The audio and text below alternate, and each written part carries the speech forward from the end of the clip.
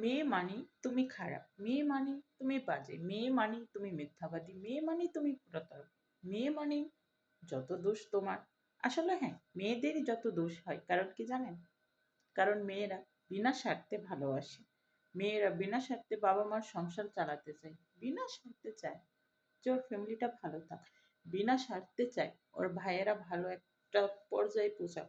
মেয়েরা সবসময় চায় যে তার ভাই তার বোন সবচেয়ে বেস্ট জিনিসটা পাক, বাবা মার চোখে কখনো পানি না আসুক, বাবা মা সবসময় হাসি খুশি থাকুক, ভাইয়েরা সবসময় হ্যাপি থাকুক।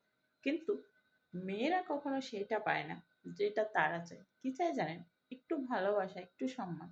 সব মেয়েরা পায় নাকি সেটা যায় না। যদি আমি কিছু কিছু মেয়েদের বলি, যাদেরকে আমি অনেক কাছ থেকে দেখেছি, হয়তো তাদের মধ্যে আমিও একজন, যে সবসময় ভালোবাসা চাইতে গিয়ে শুধু অবহেলাই পেয়েছি, ভালোবাসা কখনোই পাইনি। সবাই মেয়েদেরকে দোষে, আমরা যখন ফেসবুকে ঢুকি, ফেসবুকে ঢুকলেও দেখতে পারি সবাই মেয়েদেরকে দোষারোপ করছে, মেয়েরা ভালো নয়, মেয়েরা কষ্ট দেয়, মেয়েরা এটা করে, মেয়েরা ওইটা করে, এই সেই। আচ্ছা ভাইয়া, শুধু মেয়েরাই কষ্ট দেয়, ছেলেরা কষ্ট দেয় না? যেমন অনেক মেয়ে আছে ছেলেদের জীবন নষ্ট করেছে, এমন অনেক ছেলেও আছে যারা মেয়েদের জীবন নষ্ট করেছে।